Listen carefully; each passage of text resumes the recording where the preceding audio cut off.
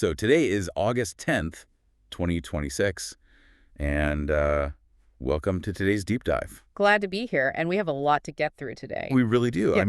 Have you ever looked at a soaring stock portfolio or, seen the headlines about the market-breaking all-time records and wondered why it feels like the economy around you, like your friends, your local businesses, your grocery bills, is actually struggling? Yeah, there's a massive disconnect right now. Exactly. Our mission today is to tear into that glaring contradiction. We're going to figure out why the financial metrics on Wall Street seem, frankly, entirely divorced from the physical reality on Main Street. It's basically the defining financial puzzle of this exact moment. I mean, you're looking at a dashboard where the indicators should logically cancel each other out, right?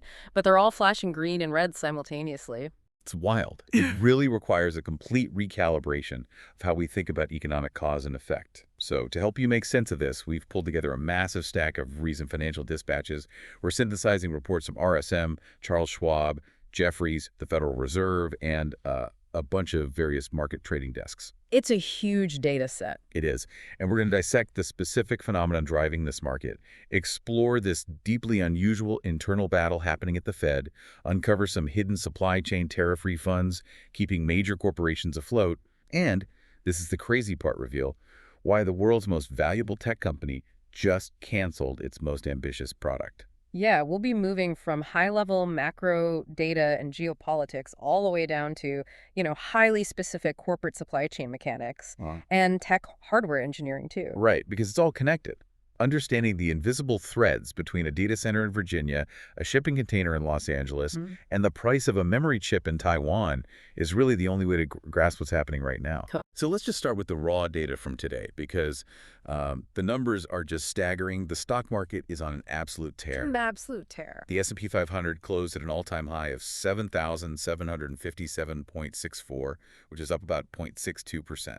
The Dow is sitting at an incredible 54,036. Unbelievable. I know. And the Nasdaq gained 1.3% to hit 26,690. Now, normally, if you just glanced at those closing bells, your immediate assumption would be that the underlying economic engine, meaning the American workforce, must be firing on all cylinders. Right. You'd assume companies are hiring rapidly to meet all this exploding consumer demand. Exactly. But the reality is the exact opposite. This massive rally across all three major indexes followed a, frankly, shocking July jobs report. Shocking is the word. Yeah. The U.S. economy unexpectedly lost 23,000 jobs in July. Wow. It didn't just miss the expected 80,000 gain. It outright contracted. And the numbers for May and June were just revised downward by a combined 103,000 jobs. So the employment engine is actively sputtering. It's going in reverse. But the market's reaction to this contraction is fascinating, right? It introduces this concept that can feel incredibly counterintuitive if you're outside of institutional finance. Oh, for sure. The market is not cheering for job losses because investors have some, malicious dislike for workers. Right, it's not personal. It's not. They're cheering because of a mechanical dynamic called bad news is good news. Right now, institutional investors are hyper-fixated on one single metric above everything else, which is the cost of borrowing money. Interest rates. Yes, interest rates. When the labor market data comes in weak, it dramatically lowers the odds of the Federal Reserve raising interest rates at their upcoming September meeting. Because the Fed doesn't want to choke a weakening labor market. Exactly. The market's implied probability of a September rate hike plummeted from 67% down to around 42 or 44% the literal moment that jobs report dropped. Okay, wait. I have to stop you there because the fundamental logic of that just feels completely backward to me. It does, yeah. If fewer people are working, that guarantees fewer people are earning a paycheck. And if fewer people have paychecks, fewer people are buying iPhones or cars or going out to dinner. Doesn't that inevitably mean corporate revenues will drop? You would think so. So why on earth is Wall Street treating a shrinking consumer base as a green light to buy stocks at record high valuations? That is the crucial question, really. To understand this, you have to look at how Wall Street values a company. Markets are always forward-looking. Right. They use these complex models to calculate the present value of a company's future cash flows.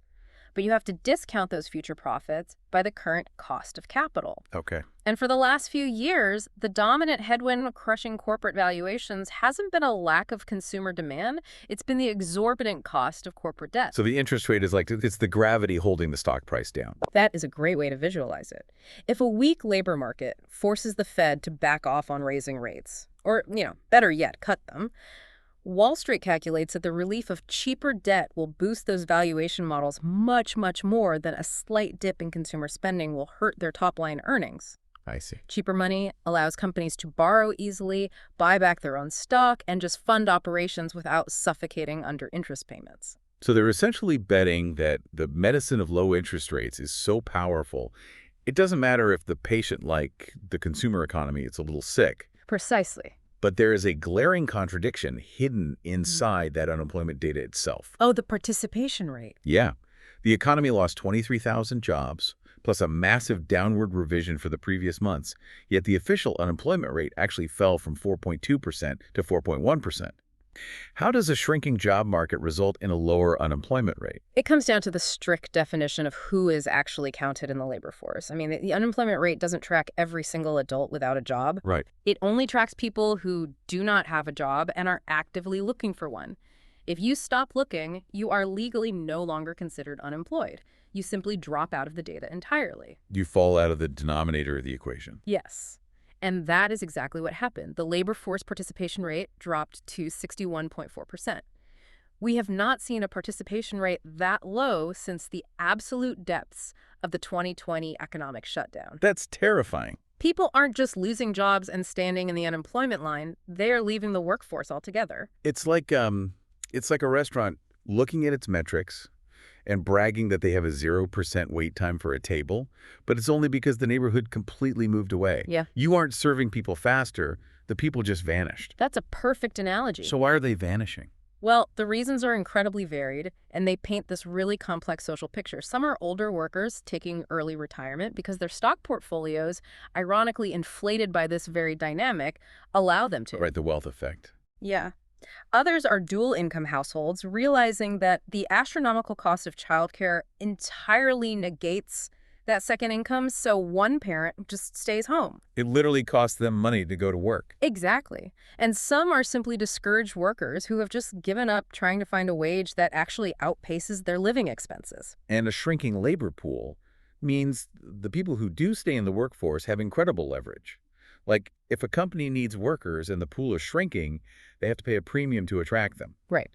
That means higher wages, which eventually means higher prices for goods, which leads us straight into the nightmare scenario for the institution tasked with controlling inflation. The Federal Reserve? Yeah, they're trapped in a vice. They really are. They have to balance this shrinking labor pool that threatens to drive up wages, a stock market addicted to the promise of cheap money, and inflation that just refuses to die. It's a three-front war. It is.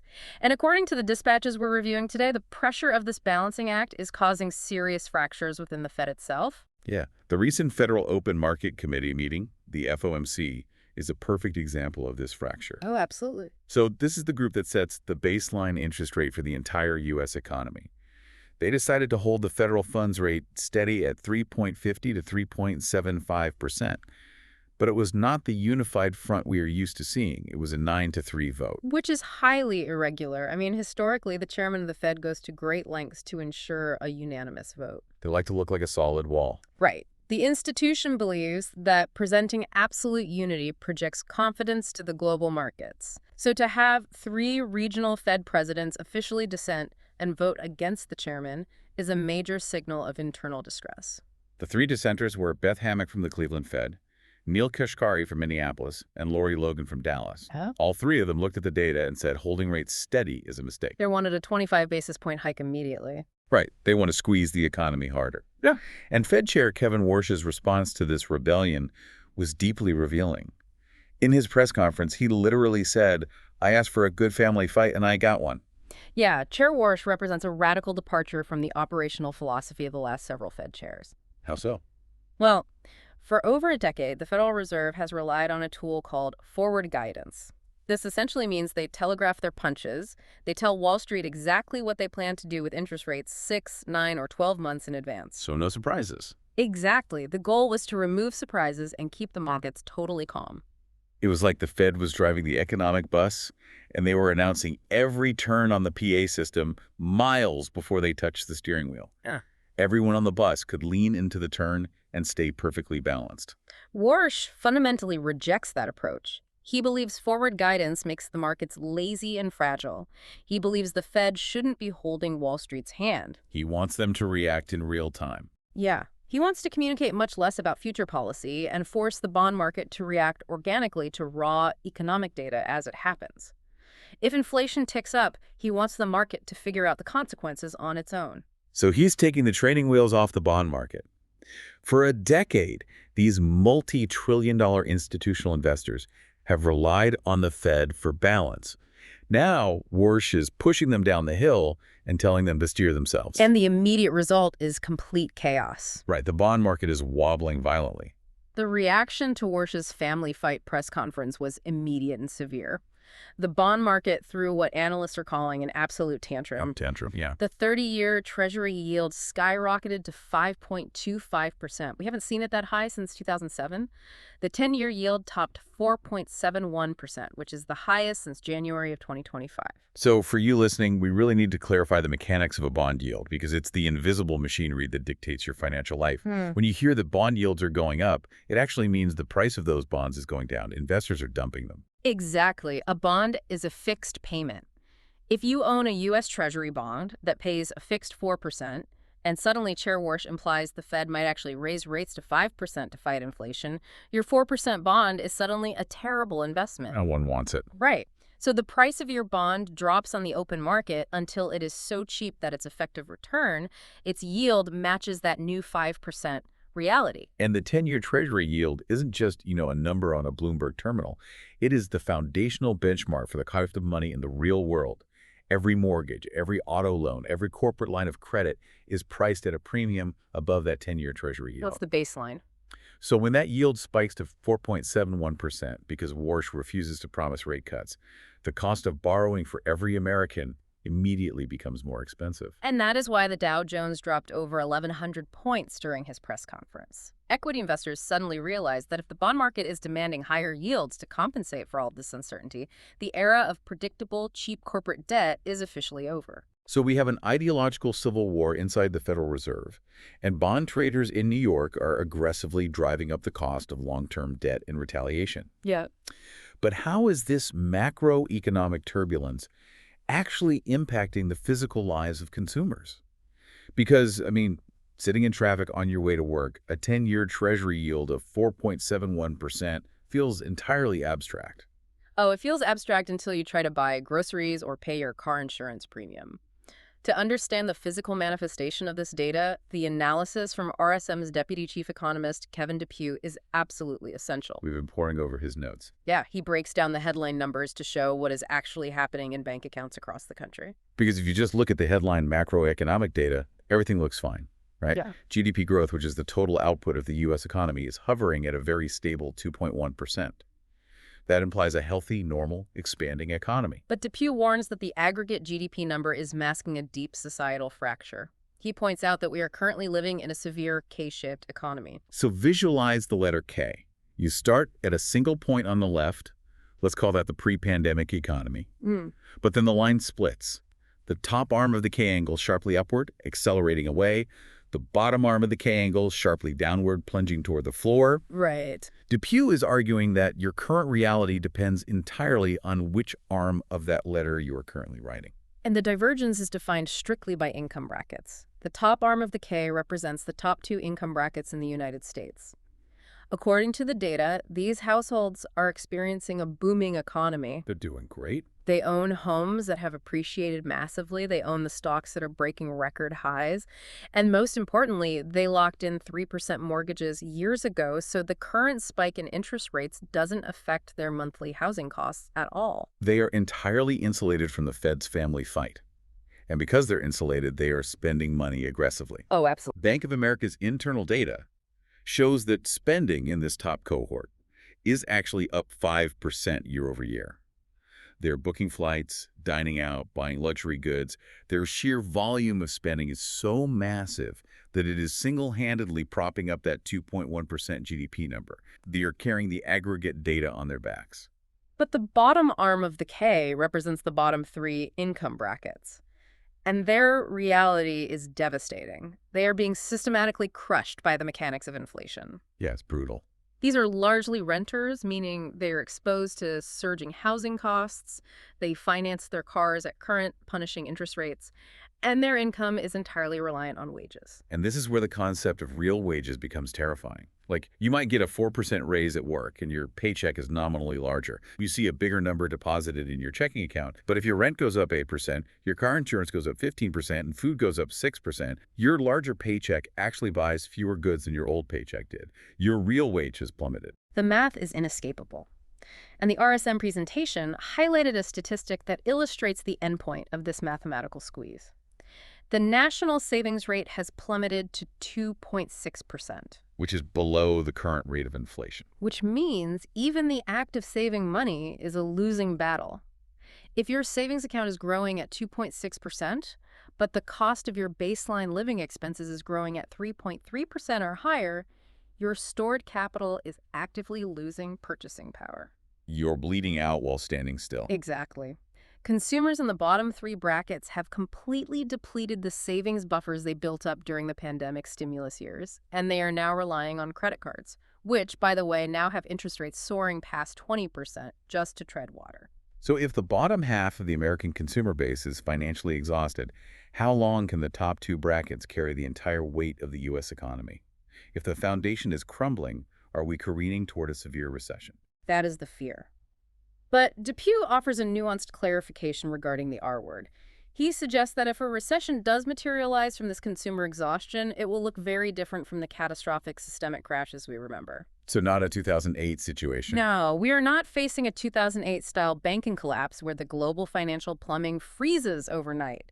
Nor are we facing a 2020-style sudden halt of all physical activity. So it wouldn't be a heart attack. It would be more like chronic fatigue syndrome for the economy. Yeah. A slow, grinding deflation of demand as more and more people simply tap out. Precisely. It is a margin squeeze on a national scale. However, there is a glimmer of hope buried in the data regarding future inflation. Okay, I'll take a glimmer. The Cleveland Fed conducts a highly respected metric called the SOFA-SHE, the survey of firms' inflation expectations.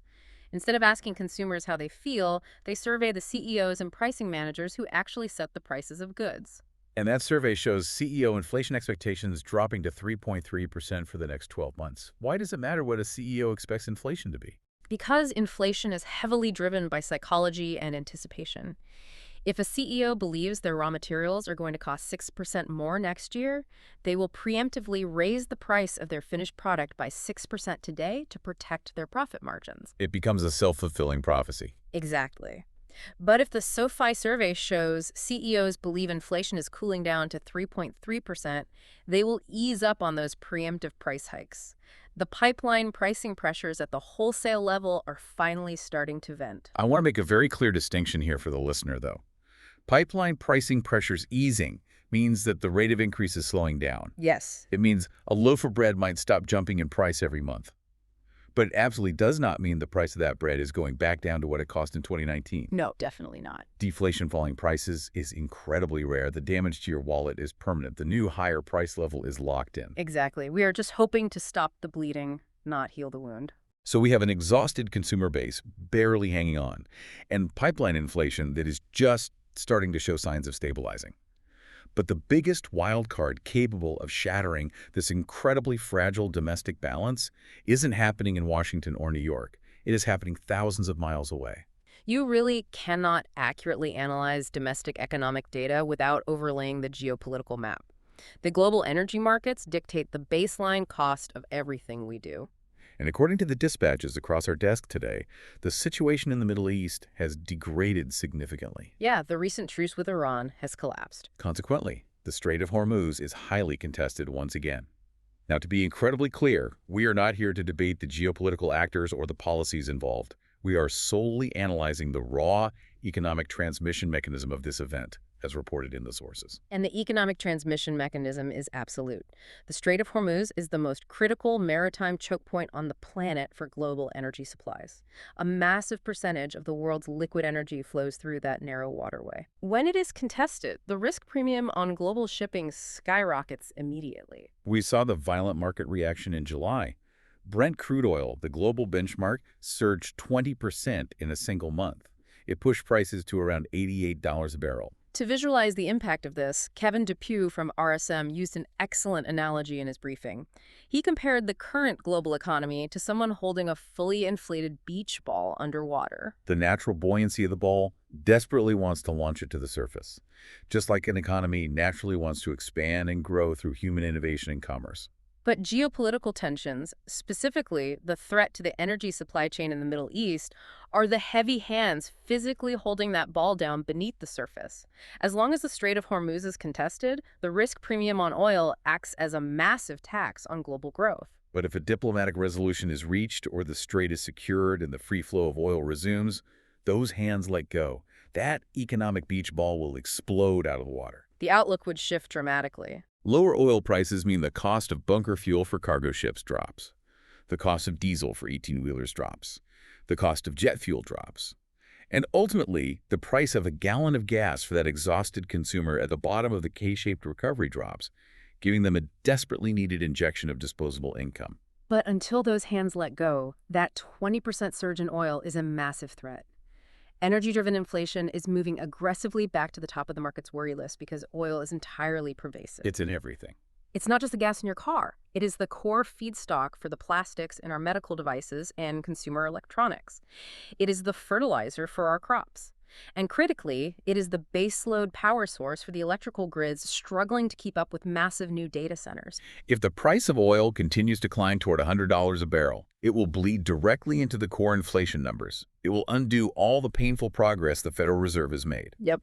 And if inflation ticks back up, those three dissenting Fed voters, Hammack, Kashkari, and Logan, are going to have overwhelming leverage to demand immediate interest rate hikes. Which would drive bond yields even higher, pushing mortgage rates up, increasing corporate borrowing costs, and squeezing that K-shaped consumer even further. It's a brutal loop. It's a highly interconnected feedback loop where foreign policy instantly becomes domestic monetary policy. So let's pause and survey the battlefield here. We have consumers running out of savings.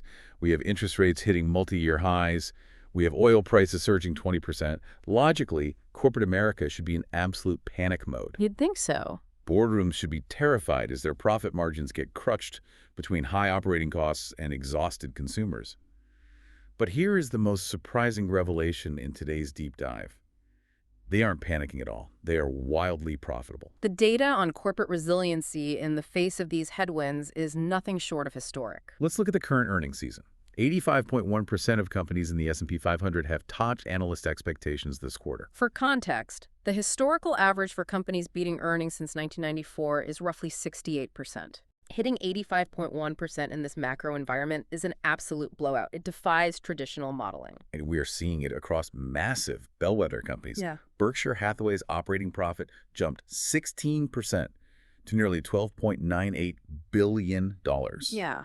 TSMC Taiwan Semiconductor Manufacturing Company, the absolute bedrock of the global tech industry, saw their July revenue jump 44.7% year over year. How is this mathematically possible? If capital is expensive, energy is surging, and labor is demanding higher wages, how are these mega corporations defending their profit margins? They are no longer relying solely on raising prices on the consumer. As we discussed, the consumer is tapped out. Instead, they are turning inward. They are optimizing their operations to an extreme degree. Oh, exactly. The RSM webinar provided incredible granular insights into how modern corporate supply chains are adapting. They are literally clawing back capital from the government, and they are utilizing artificial intelligence to uncover efficiencies human beings could never find. Let's start with the government clawbacks. Right. Because the tariff refunds discussed in the reports blew my mind. This is a massive hidden revenue stream. Recently, the Supreme Court struck down the IEEPA tariffs, the International Emergency Economic Powers Act tariffs. These were sweeping tariffs applied to thousands of imported goods over the last few years under the banner of national security. The court ruled the executive branch overstepped its authority with the blanket application of IEPA. Oh, Now, those tariffs were immediately replaced by a 10% Section 232 surcharge, which is a different legal mechanism. right. So goods are still being taxed at the border. But the retroactive legal ruling is the golden ticket here. Because the original IEPA tariffs were struck down, companies have the legal right to demand refunds for the millions of dollars they already paid over the past several years under that specific, now invalidated framework. It is essentially found money. It drops straight to the bottom line as pure profit. RSM's trade advisor team detailed how companies are attacking this. They are using the Customs and Border Protection ACE portal to file for these retroactive refunds. The ACE portal, the automated commercial environment. For the listener, this isn't just a simple website with a refund button. It is the central monstrous database where the U.S. government tracks every single barcode, every shipping container, and every individual component that crosses the border. Navigating it is a bureaucratic nightmare. Oh, it's terrible. But the payoff for untangling that nightmare is staggering. Just look at the specific examples cited in the RSM report. Yeah, one mid-sized retailer went through their past import data, matched their specific shipments to the invalidated IEEPA codes, and recovered $4.8 million in cash refunds from the government, plus interest. Incredible. Another company secured $7.2 million within just a few months of beginning their audit. That is $7 million of pure cash injected directly into their balance sheet, offsetting the pain of high interest rates. But finding that money requires a level of forensic supply chain visibility that didn't exist 10 years ago. If you import 10,000 different items from 50 different countries, how do you know which specific widgets from which specific factories in Vietnam or Mexico qualify for the refund? Right. How do you track that? You have to map the exact origin and material composition of every single SKU. Human beings in cubicles with Excel spreadsheets cannot do this efficiently. The data sets are too massive, the variables too complex. Right. This brings us to the quiet, highly lucrative revolution happening in corporate back offices right now. The deployment of specialized artificial intelligence. AI is rapidly becoming the invisible shield protecting corporate margins. It is the only technology capable of ingesting the millions of data points required to map a modern global supply chain in real time. It's not just a buzzword here. No, and it isn't just being used to hunt down tariff refunds. It is being used for existential risk management. There was an incredible anecdote shared in the RSM presentation that perfectly illustrates this. It was an absolute aha moment regarding the hidden fragility of global trade. Yes, a major national retailer was facing a severe shortage of specialized packaging materials. To protect their operations, their procurement team went out and brilliantly secured a massive contract with a backup manufacturer. They thought they had perfectly insulated themselves from risk. It is classic textbook redundancy. They had manufacturer A as their primary supplier. If manufacturer A's factory flooded or went on strike, they had manufacturer B ready to immediately spin up production. The executives in the boardroom felt completely secure. But then they decided to run their entire supplier network through a newly integrated AI supply chain mapping tool. This tool doesn't just look at who you pay, it scrapes shipping manifests, public records, and environmental data to map the entire web. The AI instantly flagged a critical vulnerability. The AI discovered that both manufacturer A and manufacturer B, the primary and the backup, relied on the exact same Tier 2 supplier for the core raw materials needed to make the packaging. A single obscure chemical plant in the middle of nowhere was supplying both factories. If that one invisible Tier 2 supplier went offline, both the primary and the backup manufacturers would halt production simultaneously. Wow. The retailer had the illusion of redundancy, but practically zero actual protection. Without the AI, they never would have seen the trap until it sprung. Achieving that level of deep-tier, multi-layered visibility was nearly impossible for a single corporation just a few years ago. Now, AI is doing it in seconds, allowing them to truly diversify their risk and avoid catastrophic shutdowns. And this capability isn't just about protecting profits anymore. It is rapidly becoming a strict legal requirement. You have to connect this AI supply chain mapping to the massive wave of new sustainability mandates, specifically coming out of California. This is a fundamental shift in how business is done. Yeah. For the last decade, corporate sustainability was largely a marketing exercise. You printed a green leaf on your cardboard box, bought some dubious carbon offsets, issued a press release about being eco-friendly, and called it a day. That era of voluntary, performative sustainability is dead. California has passed strict extended producer responsibility, or EPR mandates. Right. The two major ones cited in our sources are SB 54, which regulates all single-use packaging, and SB 707, which regulates textiles and apparel. These laws mandate that the company producing the good is financially and legally responsible for the end-of-life collection and recycling of that product. Think about the mechanics of that. If you manufacture a plastic shampoo bottle or a polyester t-shirt and you sell it to a consumer in Los Angeles, your legal responsibility does not end at the cash register. You are legally on the hook for what happens to that plastic when the consumer throws it in the garbage a month later. And the state is not asking for vague estimates. The reporting requirements are incredibly granular. It is moving from corporate pledges to SKU-level legal proof. Which means Well, a SKUPIO stock-keeping unit is the specific barcode identifying a unique product. Under these EPR laws, a company must prove exactly what specific materials are in every single barcode, exactly how many of those barcodes were sold into the state of California, and mathematically prove how they are funding the recovery of that specific material volume. if you are a multinational brand selling 20,000 different items, tracking the life cycle of every gram of polymer and cotton is a logistical nightmare. You cannot do it without an AI infrastructure seamlessly integrated into your manufacturing, shipping, and sales data. If you fail to comply, you face massive compounding fines that will obliterate your margins. So when you look at that statistic, 85.1% of S&P 500 companies beating earnings expectations despite a terrible macro environment, you aren't just looking at companies raising prices. You are looking at the vanguard of corporations that have successfully integrated these AI supply chain tools. They are aggressively clawing back tariffs from the ACE portal. They are uncovering hidden risks before they come into shutdowns, and they are automating their complex legal compliance. They are wringing every possible drop of efficiency out of their operations to survive the gravity of high interest rates. We have seen how AI and relentless supply chain optimization can save millions, even billions for these companies. It is an incredible defense mechanism. But what happens when optimization isn't enough?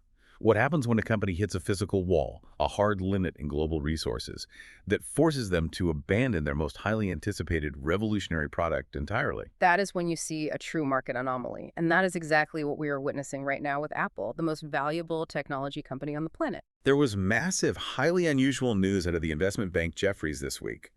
Their lead hardware analyst, Edison Lee, just downgraded Apple stock to underperform. In the highly polished, euphemistic language of Wall Street research notes, underperform is essentially screaming at investors to sell the stock. A sell rating on Apple from a major institution is incredibly rare. Bloomberg noted that there are currently only about 6 sell-equivalent ratings on Apple across all major banks. That's practically unheard of. Yeah, we haven't seen a consensus this bearish since 2012, during the highly uncertain period right after Steve Jobs passed away. So what triggered this sudden panic? Why is Jefferies turning on Apple? The primary catalyst is a supply chain leak indicating that Apple has officially canceled its highly anticipated all-glass 20th anniversary iPhone. This device was slated for release in 2027, and it was supposed to be a monumental shift in mobile hardware. To understand why the cancellation of a single product 3 years in the future triggers a major Wall Street downgrade today, we have to deeply examine Apple's core financial strategy over the last 10 years. Apple's playbook is actually brilliant. Their primary lever for maintaining massive profit margins isn't necessarily convincing more people to buy their first iPhone. The smartphone market is largely saturated, right? Almost everyone in the developed world already has a phone in their pocket. Instead, Apple's entire financial strategy revolves around driving up the average selling price, or the ASP. Yes. They don't just want you to buy an iPhone. They want to convince you to abandon the base model and move up the pricing ladder. They want you buying the Pro or the Pro Max. And this psychological trick to convincing a consumer to climb that ladder and spend $400 extra is physical differentiation. You have to introduce a radically new form factor, a new shape, a new material. Definitely. The consumer wants people at the coffee shop to immediately recognize they have the most expensive device. The jump from the iPhone 7 with the home button to the iPhone X with the all-screen Face ID is a perfect historical example. Yeah. It allowed Apple to break the $1,000 barrier. The all-glass 20th anniversary phone was supposed to be the next massive leap in that strategy. Jefferies estimated that this radical glass device would have retailed for a staggering $2,060. Unbelievable. It was designed to pull the average selling price of the entire iPhone lineup significantly higher, padding Apple's margins for the next 5 years. But now it's canceled. The rumors out of the Asian supply chain suggest the manufacturing yield was a disaster. The yield is the rate at which a factory can produce a defect-free unit. Apparently, machining an entire phone chassis out of a single durable piece of glass without it shattering on the assembly line or warping in the heat was impossibly difficult. Just too many broken units. Yeah, the yield was so low that it became financially unviable to build at scale. Without that $2,060 glass anchor at the top of the lineup, Apple loses its primary lever to increase its overall average selling price in 2027. Wall Street models were counting on that margin expansion, and now it has vanished. But wait, I have to challenge this premise. Apple is a master of marketing. They just recently raised the prices on the new iPads and Macs without changing the physical shape of the aluminum enclosures all that much. True. Why can't they just slap a $150 higher price tag on the standard iPhone next year, tell everyone the camera's slightly better, and call it a day? Do they really need to invent a completely new, impossible glass shape just to charge more? Ordinarily, they might be able to execute a quiet, incremental price bump and rely on brand loyalty, but they cannot do that right now because they are facing a terrifying hidden cost crisis inside the device itself. Outgoing CEO Tim Cook recently warned analysts about a 100-year flood in computer memory pricing. This is where the macroeconomic trends crash violently into consumer technology. This is the intersection of the AI boom and the smartphone in your pocket. Precisely. We have to look at the physical requirements of artificial intelligence. Apple is heavily marketing Apple Intelligence, their suite of AI tools that run locally on the device rather than in the cloud. But to run advanced generative AI models directly on a phone, you need a massive amount of RAM. You need raw memory capacity to hold the parameters of the model active while it generates text or edits an image. But there is a severe escalating global shortage of memory right now, specifically DRAM dynamic random access memory. And the smartphone industry isn't the one causing the shortage. No, not at all. The shortage is being driven by the massive enterprise AI data centers being built by companies like Microsoft, Google, Meta, and OpenAI. These massive data centers require hundreds of thousands of specialized AI processors, and every single one of those processors requires massive clusters of high-bandwidth DRAM to function.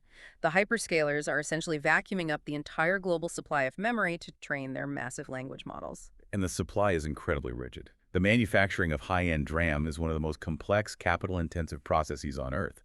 You can't just build a new factory in a month. The global supply is tightly controlled by a functional oligopoly of just 3 companies, Micron in the US, and SK Hynix and Samsung in South Korea. So you have near infinite demand from the wealthiest tech giants on Earth building AI data centers, crashing into a limited supply controlled by 3 companies. Which means The result is pure economics. Prices are skyrocketing. Apple's internal bill of materials, the cost to physically build the phone, is surging because they have to compete with Microsoft and Google for the exact same memory wafers. The situation is so dire that the Wall Street Journal reported Apple is actively testing memory chips from a Chinese manufacturer called CXMT.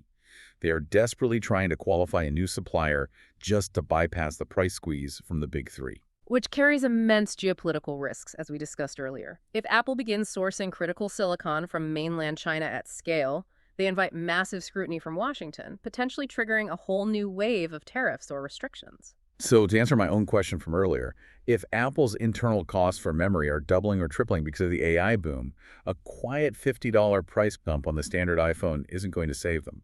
They desperately needed the $2,060 glass iPhone. They needed that margin. They needed the massive profit margin of a luxury form factor to absorb those soaring component costs and keep their overall corporate profitability intact. If they can't justify a massive price hike with a revolutionary new design, those soaring internal memory costs will eat their profit margins alive. The structural physics of the tech industry are shifting beneath them. This puts an almost unimaginable amount of pressure on John Ternus. For listeners who don't follow the granular boardroom drama in Cupertino, Ternus is taking over as Apple's CEO next month, succeeding Tim Cook. What an incredible welcome gift for your first day on the job. He inherits a canceled flagship product, a surging component cost crisis driven by a competitor's AI boom, and a hardware design team that has been completely fractured and rebuilt over the last 12 months. Turnus essentially has two massive existential tests ahead of him immediately. First, to fill the void left by the canceled glass phone, he has to rely heavily on the upcoming foldable iPhone. It is expected to be announced next month, and analysts project it could retail for around $2,199. That is a staggering amount of pressure on a hinge. That single, unproven foldable device has to carry the margin growth narrative for a $3 trillion company. And second, he has to prove to Wall Street that Apple's on-device AI strategy is actually a competitive weapon and not just a defensive excuse. Wall Street is terrified that Apple has fundamentally fallen behind in the AI arms race. Which is a valid fear. Yeah, Apple's argument is that running AI locally on your phone is more private, secure, and personal than sending your data to a server. Turnus has to convince hundreds of millions of consumers that this localized approach is superior and not just a cover for the fact that Apple doesn't have a massive cloud-based supermodel like ChatGPT. We have covered a massive amount of ground today. Let's pull all these threads together. We started by looking at a bizarre paradox, a stock market that is actively cheering for a shrinking labor force, betting that the Federal Reserve will be forced to slash the cost of capital to save a sputtering economy. We examined how that very assumption is causing a fierce philosophical battle inside the Fed itself. Chair Warsh is stripping away forward guidance, forcing bond traders to react to raw data, which is causing violent spikes in long-term borrowing costs for everyday Americans. We looked at the grim reality on the ground. A K-shaped economy where the wealthiest are spending freely, masking the fact that the bottom half of the country is watching their savings evaporate as the cost of housing and insurance fundamentally outpaces their wages. We analyzed how geopolitical choke points in the Middle East are threatening to drive oil prices higher, acting like heavy hands holding an economic beach ball underwater, threaten to unleash a new wave of inflation just as the Fed is trying to thread the needle. We saw how corporate America is fighting back, utilizing incredibly complex AI mapping tools to uncover hidden vulnerabilities and claw back millions of dollars in tariffs from the ACE portal, defending their margins through sheer operational efficiency. Right up until they hit the hard physical limits of the global supply chain. We saw Apple forced to abandon a revolutionary product because the insatiable demands of AI data centers are devouring the world's memory chips, driving hardware costs into the stratosphere. It is a deeply interconnected web.